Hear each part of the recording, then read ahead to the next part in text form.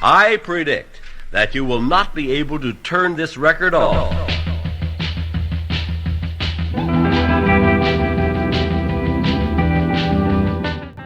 Welcome to the Snake Pit. What's up, y'all? Thanks for joining me back at the channel. Let's talk Solo. That's right. Anyone else go see the Solo movie over the weekend? Opening weekend? Memorial Day weekend? I did. Spoiler alerts, if you want to dump out of this video now, click out. Maybe you want to go check out my other video. I put up a video with the original Millennium Falcon toy that I had as a kid. I still got that thing. Go check that out if you want to dump out of this video. Alright, if you're still with me, spoiler alerts, let's talk about this movie. And I'll tell you right out the gate, I liked the movie. I'm not going to say I was backflipping out of the theater, but here's my thoughts on it and why I think if you haven't seen it, go see it at theater. So, first off, it's a Star Wars movie. If you're any type of Star Wars fan, you might regret not seeing a Star Wars movie, whether or not you like it or don't like it in the end, at theater. Because you might wind up liking it, and you have that movie theater experience. You know, I'll remember going to this theater and seeing this movie for a long time. That type of thing. Why did I want to go see it? I wanted to, you know, find out about that Kessel Run, for one thing. I wanted to find out about Han Solo's, kind of his origin story, how he enters the primary, I guess, story arc of, you know, the main type characters that we saw in the original trilogy. So, how he met Chewie, you know, how he came across and won the Millennium Falcon from Lando Calrissian. It's all delivered in this movie. It is delivered. So this movie was fraught with some production problems. I don't want to go deep into that, but apparently they had to reshoot 70% of it. They brought in Ron Howard, which is a great dude, from, you know, I mean, who doesn't like Opie? Come on. Anyway, so I really think I don't know what it was like originally. I heard the original direction it was going, there was a lot of ad-libs and just not following script, so to speak, and that can be detrimental to a storyline like Star Wars. I'm not saying the whole thing is perfect from Disney, not saying that at all, but I think Ron Howard, if you give him a chance, if you give this movie a chance, it's going to be okay, that type of thing. So, let's get into it. Alright, where does this movie fall into place in the timeline? That's what I was kind of wondering. And so it falls into place about between, I think, 10 to 12 years, probably about 12 years before A New Hope, which we know as Episode 4, or the original movie that started it all back in the day. So about 10 to 12 years before that, it falls after those first 3 prequels that came out. So that's kind of that timeline. There's some sites on there that will break that timeline better down for you if you're that geeking out about it. But that's just kind of where it is mentally for you. So I'll put it in perspective. This movie takes place when Luke Skywalker is about 7 years old, and so is his twin sister Leia. So they're about 7 years old while this adventure is happening. Han is about 18 to 21, that type of age. Yeah. So, you know, once it's a little bit of a slow start. There is action at the beginning, but one thing I don't like is like the main alien that Han has to get away from in the beginning. Actually, it's not the one he's getting away from. It's the one he's kind of under the thumb of on his home world, Corellia. And just because this freaking thing looks like a giant centipede. I mean, talk about lazy. That's the stupidest alien I've ever seen in my life. Alright, so I saw that and I was like, oh my god, did I make a mistake coming to see this movie? Once we get away from that, it gets better, trust me. So, finally gets off of that crap world. Just like in some of the stuff, the literature I read, the lore, Han does join the Empire. Why? He wants to get off that planet. He wants to become a pilot. So that's kind of where he learns his piloting skills, and apparently he kind of gets kicked out or demoted from being a pilot because, you know, he doesn't like to follow orders, which is a problem if you're in the Empire. And so you find him on a planet fighting as a trench soldier. That's kind of where he links up with some mercenaries, not really mercenaries, but scoundrel smugglers, I guess, I don't know, mercenary type people. And oh, that's also where he meets Chewie. So we find out how he meets Chewie. He saves Chewie from the Empire. During this movie, he does save Chewie from basically getting killed. So there's that life debt that Chewbacca owes Han Solo. And you find out, you know, we always knew Han could understand Chewie and talk to him. But in this one, he actually speaks a little bit of, you know, Han actually speaks a little bit of Wookiee. And it's just enough where it's not too cheesy. And that creates that bond with Chewie to begin with. And it's a good thing because he might have got his arms ripped out of their sockets. Alright, what was the other thing? Oh, the Falcon. The Falcon has become a mainstream character. It is a character on its own. So I really enjoyed seeing the Falcon. There was a big uproar of it in this condition, looking different. Even old commercials back in the day when I got my original one, they had pieces like this in some commercials. I don't know. I never saw those toys, but yes, as everyone speculated, that piece does detach. Something Lando added. A little escape pod action type of thing. So what I like is we see the transition from this Falcon to something a little closer to what we are accustomed to, you know, like in A New Hope. Not exactly, but we see how it happens, kind of how it starts.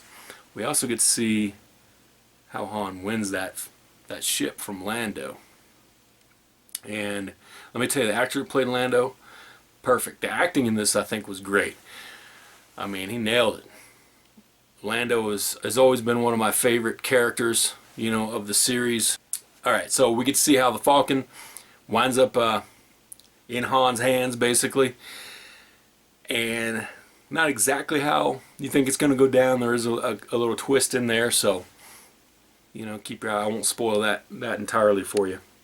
The Kessel Run. Making that Kessel Run in 12 parsecs. You know, it varies a little bit, you know, under 12, you know, throughout the lore. 12, you know, 12 whatever.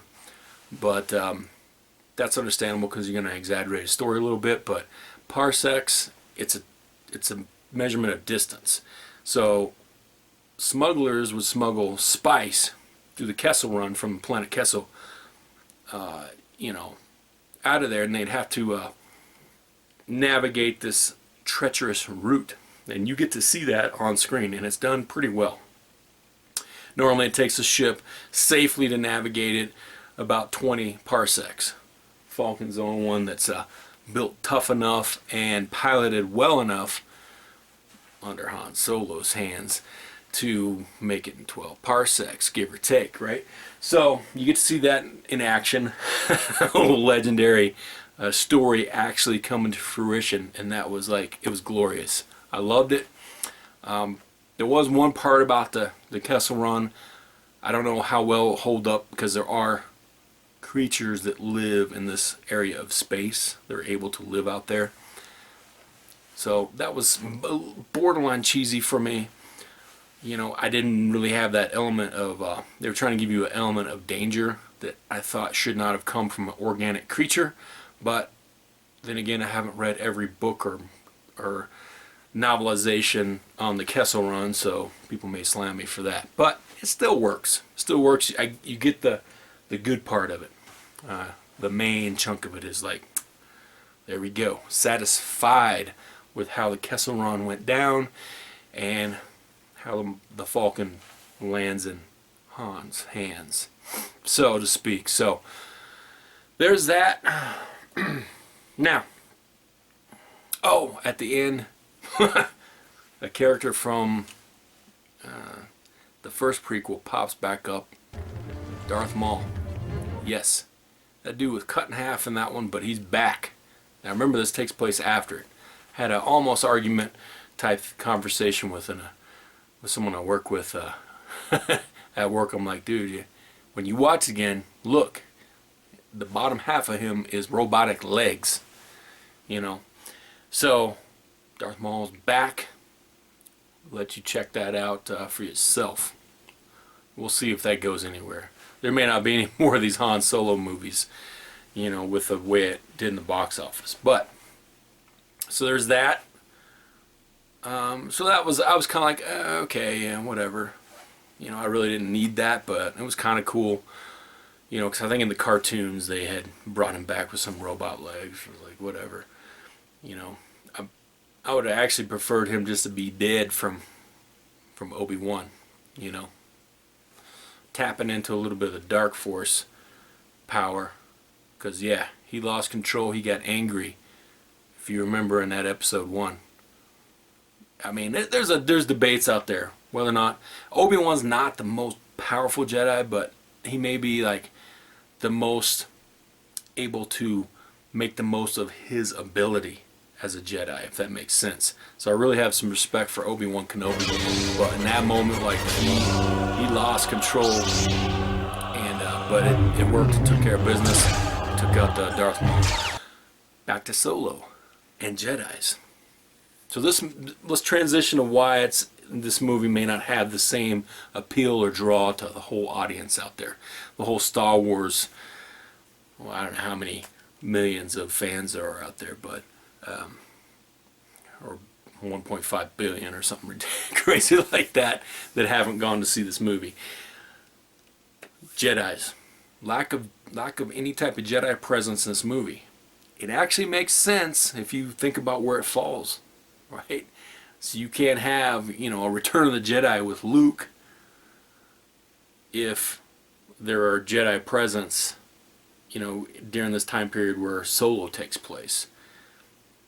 So that's just the way it is. There's that lull where there's no Jedi presence. Yeah, you got Darth Maul in the shadows.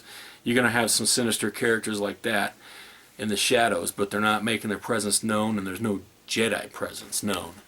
So that's where Han kind of develops his kind of philosophy of that's like an ancient religion type thing, which he should have left it at that. Forget about those midichlorians, but I digress. So that may hurt it a little bit because people go to see Star Wars for some straight up, you know, lightsaber battles, right? You want to see that lightsaber click on somewhere during the show or movie, and a fight ensue. That doesn't happen.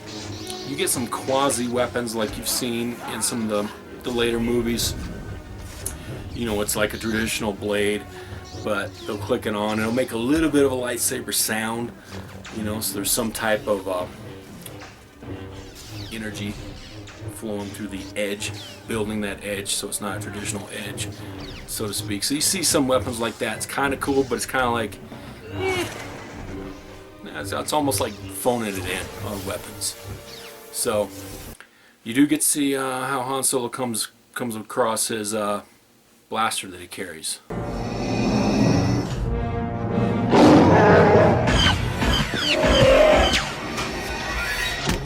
We would be honored if you would join us.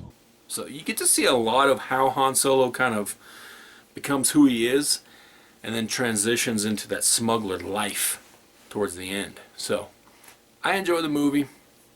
I recommend going to see it at the matinee. If money is a concern for you, like, I'm not going to go pay $10 to go see that. Go see it at the matinee if you can.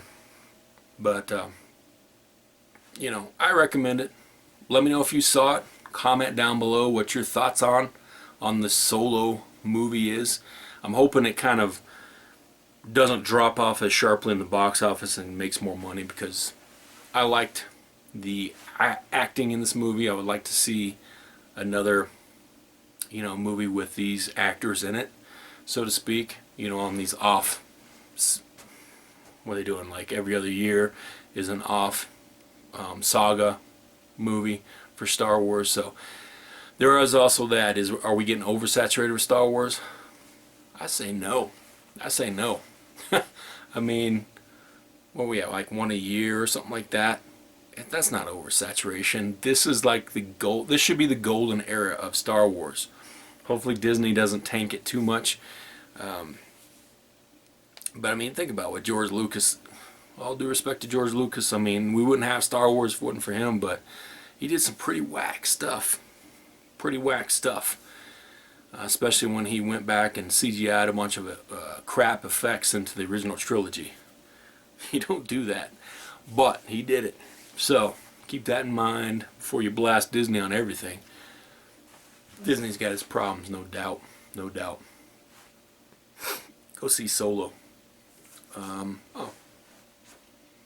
got a couple pops there. Solo and Chewie from the movie Solo. And yeah, that's my opinion on it. Let me know what you think. Like, comment, subscribe. Go check out that video I have out if you want to see my original Falcon toy with box. I can't believe the box is in that good condition. Boom.